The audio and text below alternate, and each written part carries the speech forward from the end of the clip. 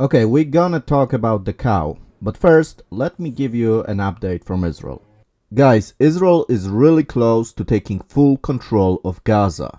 Here on this map, you can see the progression of the Israeli army in Gaza. And as you will see, Israel is now very close to taking full control of all the major cities in Gaza. And this is very important to stress because Israel is very often criticized for their actions in Gaza, but actually this military operation is very successful. Here you can see a drone footage showing you how dense Gaza is and how difficult it is actually to control this territory, but Israel is doing it.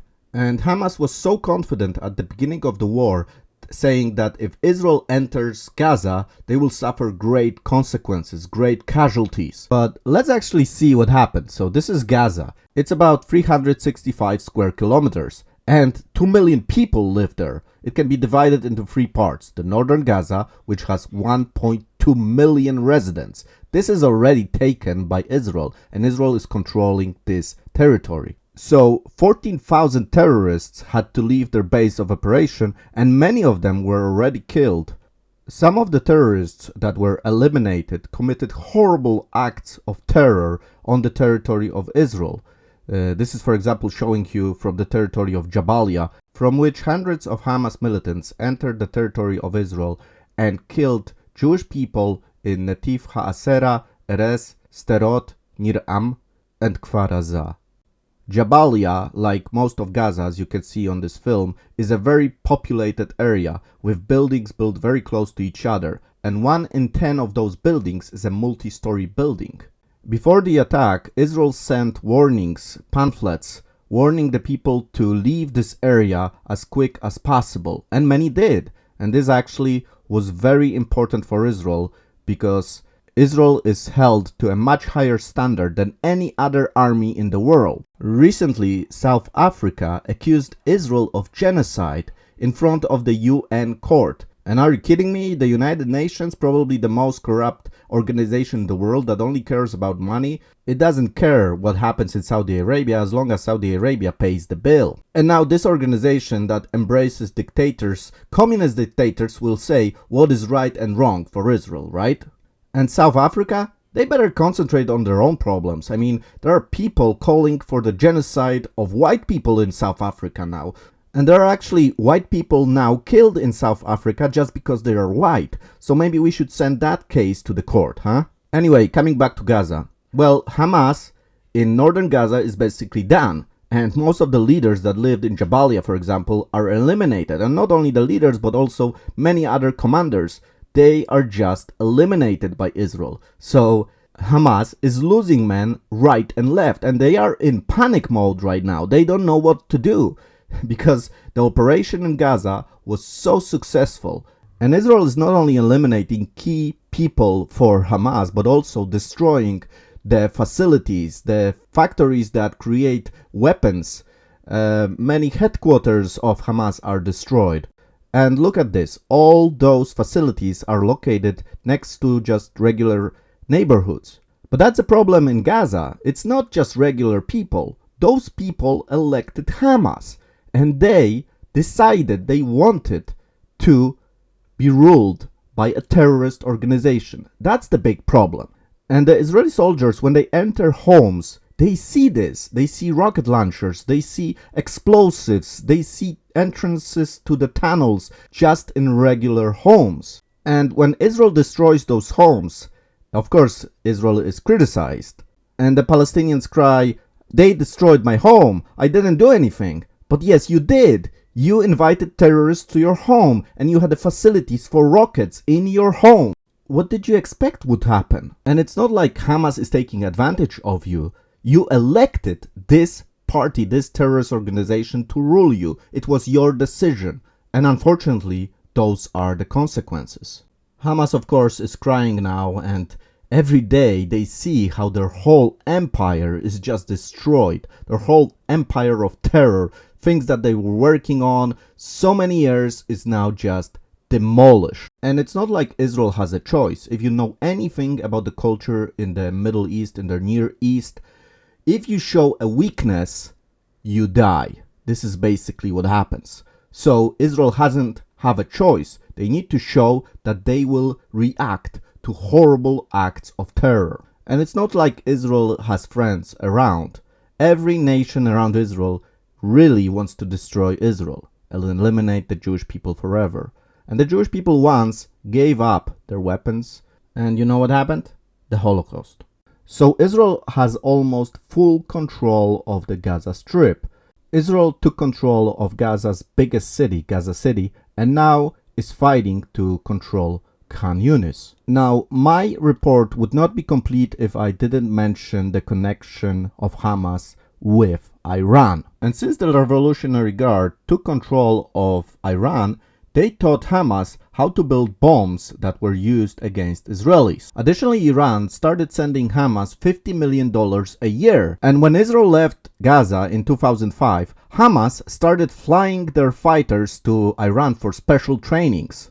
This gave Hamas a know-how how to upgrade their rockets so that they would hit targets at a greater distance. The rockets were now flying 20 miles to hit cities like Beersheba or Ashdod. But that wasn't enough for Hamas. They started upgrading their rockets even more, and now they were able to hit cities like Tel Aviv and Jerusalem. Many ships started arriving to Gaza with weapons for Hamas, and the Israeli Guard actually seized a lot of those weapons, thank God, and they never went to Hamas. But some of the transports surely went through.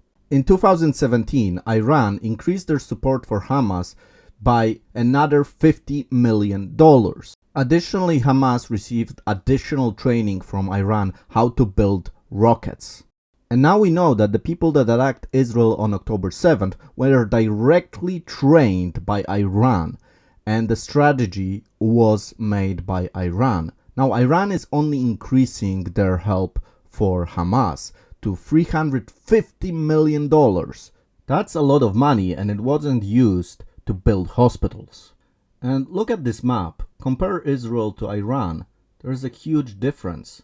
Iran is a much bigger country, and yet it's so determined, so interested in destroying this little state of the Jewish people. But guess what?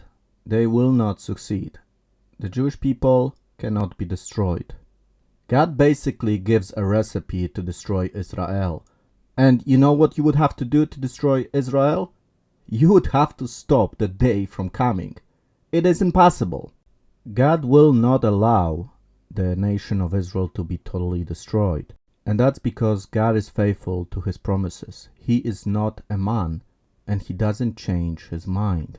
So, despite the fact that the Satan and his followers are hating Israel so much, Israel will continue to exist and will not be destroyed.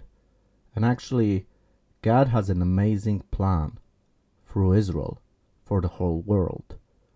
And when he will reveal his glory to the whole world, there finally will be peace, like never before. This is what we are waiting for. This is when Iran, the people, the Arab people, the people from all over the world will live in peace. They will not try to kill each other, but they will just together worship one and only God, the God of Israel. But till this happens, there are many problems in this world and many imperfections. And speaking about imperfection, look what they found in Gaza. They found a calf with two heads. Now, this is not something that doesn't happen. It happens sometimes. It's very rare, but it happens. But it shows you the imperfect world we live in, and the world that we are waiting for will not have this suffering. Thank you so much for your attention. I hope this report was interesting for you and gave you a new perspective on this conflict. Please remember to subscribe, like this video, hit that bell button to be notified of new episodes that will be coming in the future. Make sure to check out my latest video where, using maps, I am presenting the early history of Israel. I did not see a lot of people checking out this video, so maybe you missed it. You may want to see it. I'll be creating soon the second part to this video. So it's maybe a helpful tool for you in your study of the Tanakh, and you can look at the maps and see where different events happened. I'll put a link in the description of this video to this new episode with maps for you to check out. So check it out. And of course, again, thank you so much for all your prayers, for your support. Thank you to all my patrons on the Patreon page. Thank you for those that support through PayPal, and also those that joined the channel on YouTube. I am so grateful to you, because this really helps me to create more and more materials for you. I can focus on that. I don't have to worry about other things, and I can focus on presenting the history of Israel, the history of the Bible to you in the talents, in the ways that God has gifted me. So I am very thankful that I can do this, and it's actually a huge blessing to me. So thank you so much again for everything you do. I wish you a good weekend, and I'll see you soon in the next episode. Shalom.